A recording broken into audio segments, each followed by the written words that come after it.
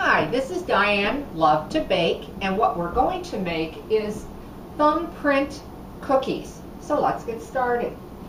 I'm going to be using my stand-up, but of course you can use a hand mixer for this recipe, but you're going to start off with 6 tablespoons of butter, and I've had it at room temperature. It is a little bit melted here because my kitchen is extremely hot right now. We're also going to be putting in a half a cup of granulated sugar. So we're going to start to cream that together.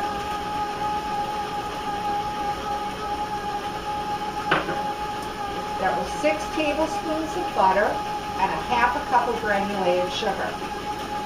Now once you bring that together, I'm now going to put in 1 egg that I've had at room temperature. And I'm going to beat that in on medium so it becomes very smooth.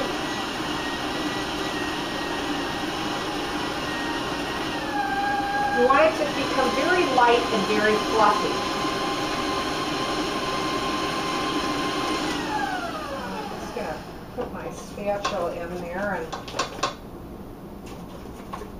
check it out here. So I'm going to let it beat it for just a couple more seconds here. Now what you're also going to be putting in is 2 tablespoons of oil. Now it's up to you whether you're going to use vegetable, or maybe a blend. It's really going to be your choice on that. So now I'm just going to beat in that oil.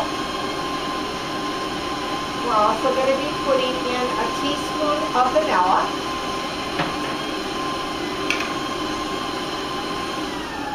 I'm also going to put a 1/4 of a teaspoon of butter flavoring.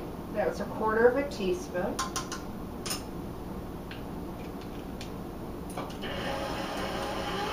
And beat that in. And then again, wait till it becomes very light in color as well as very fluffy.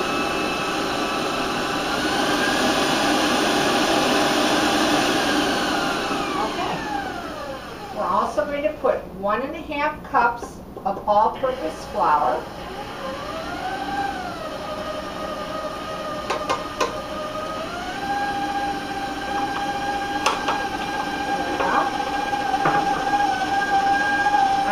Putting in a 1/4 of a cup of cornstarch.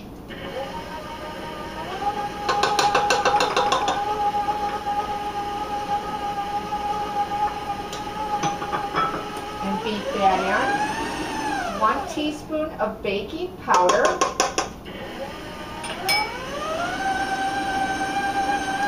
And we're also going to put a 1/4 of a teaspoon of salt. I'm just going to beat that on high for a few seconds here.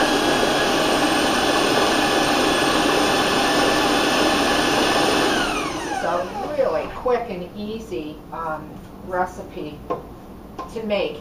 You're also going to be needing about 7½ teaspoons of whatever type of jam that you want, whatever flavor. I'm going to be using raspberry for these cookies today. I'm going to take my paddle out here, and then I want to show you the batter, what it looks like.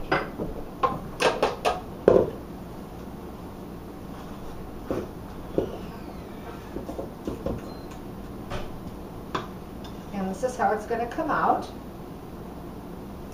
And then you need, of course, a grease cookie sheet or tray. And I usually use a medium-sized scoop. And what I like to do is I actually just put it in my hand and I round it just a little bit into a ball. Now I make these cookies a little bit bigger. You can actually make them about 1 inch, but you do want to bake them about 2 inches apart because they are going to spread a bit. I usually use the medium scoop, and I get usually maybe 20 cookies or so. If you use the little smaller one, you're going to get 24. You could even maybe sometimes get 30 cookies. It really depends on how big you want to make them. Like I said, though, I tend to like to make them a little larger. And you're going to bake them at 350 degrees. And they'll take anywhere from 8 to 13 minutes, depending on their size. Now, once you put them down on your cookie sheet, then what I like to do is I have a little bit of cornstarch, and I like to dip the end of my wooden spoon and then just press an indentation into the center of the cookie, because that's where you're going to be putting the jelly, or jam I should say. And you want to make the indentation deep enough, because when they bake they will close up a bit. So you don't want to make it all the way down to the cookie, but you do want to make a pretty large indentation. So I just dip it in the cornstarch so that it won't stick. The batter won't stick to the end of the handle of the spoon. And again, like I said, 350 degrees. When they do bake up, you'll want them just to be golden brown on the bottom, on the edges, but the cookie itself will stay very light in color. Now I have a cookie to show you what they look like once they're baked up, and this has been on a cooling rack. They have a beautiful light golden brown, a nice crispy bottom to them. Then you'll have, of course, that indentation. And then just take anywhere from a half a teaspoon to a little bit more of your choice of jam.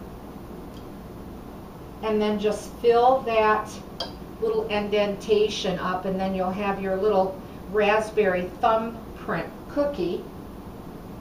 And I have some to show you also what they look like when they're finished. So they really come out a very pretty cookie on the bottom as well as the top. They're very light and quite delicate. They're really great with a cup of coffee or a cup of tea. And I'm just going to break one open here to show you the inside. And what it's going to be is it'll be crispy on the outside, but it'll be sort of a moist or chewy on the inside. But really a great tasting little cookie here, and really easy to make. So give this one a try. If you like it, let me hear from you. Leave a comment. And as always, I appreciate you watching, and please subscribe.